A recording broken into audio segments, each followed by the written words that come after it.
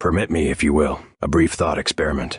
Imagine that some 400 years ago, in a dim Florentine workshop, an apprentice were to have stretched a canvas, ground his pigments, and produced, with all the gravity of an altarpiece, a portrait of a small, somewhat startled Japanese dog. And imagine further that floating about this dog's head were a dozen ungrammatical fragments of inner monologue, rendered in the most reviled typeface of the modern age. That, in essence, is the artifact we have gathered to examine today. Our subject is a creature of the early 2010 seconds.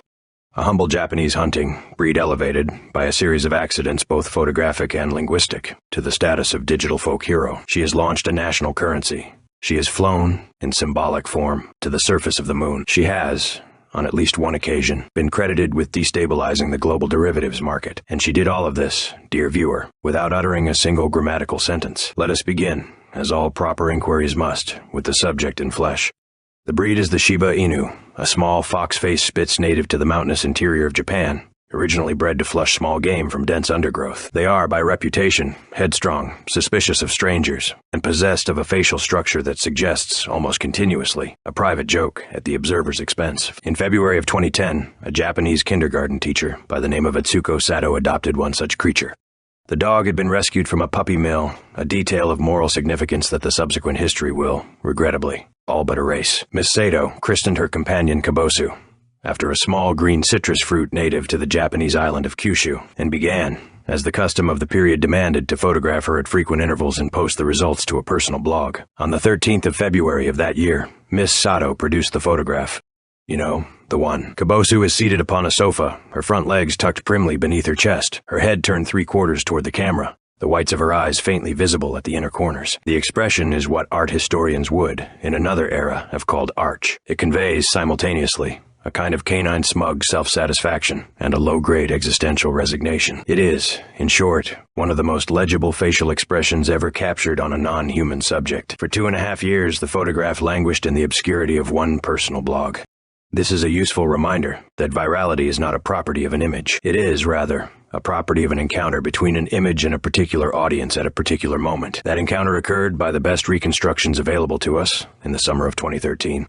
When the image migrated from Miss Sato's blog to a series of message boards frequented by enthusiasts of what was then called, with a certain affection, weird internet humor. On these boards, the image was paired with a particular formula. The dog's image was overlaid with short broken phrases, set in the brightly colored typeface known as Comic Sans, each phrase representing a small intrusive thought arising from the canine mind. The phrases obeyed a strict and peculiar grammar. They began almost always with the modifiers much, very, such, so, or the standalone interjection, wow. These were then attached, in defiance of all conventional English usage, to nouns or adjectives with which they ought never to have been paired. Much wow, very dog, such handsome, so shibe. The construction is, by the standards of any descriptive linguist, ungrammatical. And yet, dear viewer, it is also, and this is the genuinely remarkable thing, instantly comprehensible to anyone who has ever owned a pet. What, precisely, was the joke? One must take this question seriously, because the longevity of the meme depends entirely upon its answer. The joke, I would submit, operates on 3 simultaneous registers. First, there's the projection of human-style inner monologue onto an animal that is, by all available evidence, entirely incapable of producing one. Second, there is the rendering of that monologue in a typeface, Comic Sans, that the design community had, by 2013, almost unanimously condemned as the visual equivalent of a tasteless joke at a funeral. Third, and most subtly, there is the deliberate violation of ordinary grammar in a manner that mimics the supposed cognitive style of a small, distractible dog. To the seasoned observer of internet culture, this is in fact an extraordinarily sophisticated piece of comedic engineering.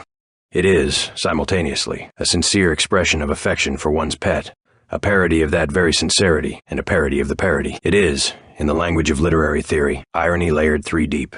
And yet it remains accessible to a person who has never read a page of literary theory in his life. We turn now to what is, by any reasonable historical measure, the most preposterous chapter in this entire saga. In December of 2013, 2 software engineers, one in Portland, Oregon, the other in Sydney, Australia, jointly resolved to create a cryptocurrency. Not, mind you, a serious cryptocurrency, a satirical one. A cryptocurrency designed, in their own stated intention, to mock the breathless speculation surrounding the genuine article. They named the currency Dogecoin, adopted Kabosu as its mascot, and printed her image upon the unit denomination of their imaginary mint. The currency was launched on the 6th of December 2013, with no expectation that it would survive the calendar week. It survived. more than survived. In its first months of existence, Dogecoin became the unofficial tipping currency of certain large message boards, where users would send small fractions of the coin to one another as a token of appreciation for a clever post. The community then performed a series of acts which, in retrospect, possess a strange dignity. They raised funds to send the Jamaican bobsled team to the Sochi Winter Olympics. They raised funds to drill wells in Kenya. They sponsored a NASCAR driver whose vehicle was for a single bewildered season, painted in Dogecoin livery. And then, in the early 2020 seconds, a certain electric vehicle magnate took an interest. Through a sustained campaign of social media commentary, the price of Dogecoin was driven, at its absolute peak, to a market capitalization in excess of $80 billion. That is, for the avoidance of doubt, more than the gross domestic product of approximately 100 sovereign nations. All of this attached, in some metaphysical sense, to a photograph of a small Japanese dog seated on a beige sofa. As with all genuine mimetic specimens, the original underwent significant mutation. By 2019, a new variant had emerged, derived from a photograph of a different Shiba Inu, this one snarling in apparent rage at an unseen subject. This variant was christened Cheems, and was paired in side-by-side composition with a buff anthropomorphic version of Kabosu, the so-called Swole Doge. The Swole Doge versus Cheems composition served a single, almost universally applied purpose. On the left, a thing of the past, depicted as heroic. On the right, the modern equivalent, depicted as pitiful. It became the standard visual rhetoric of an entire generation's complaint that the present is, in nearly every domain, a degraded version of the recent past. On the 24th of May, 2024, Kabosu died in her home in Japan at the age of 18, in the arms of her owner. She had outlived nearly every other meme of her generation. Tributes appeared in the days that followed in unlikely places, on the floor of cryptocurrency exchanges, on the timelines of finance journalists, on the front pages of newspapers that would, 10 years prior, have refused to acknowledge her existence. A bronze statue of her likeness now stands in the town of Sakura, in Chiba Prefecture.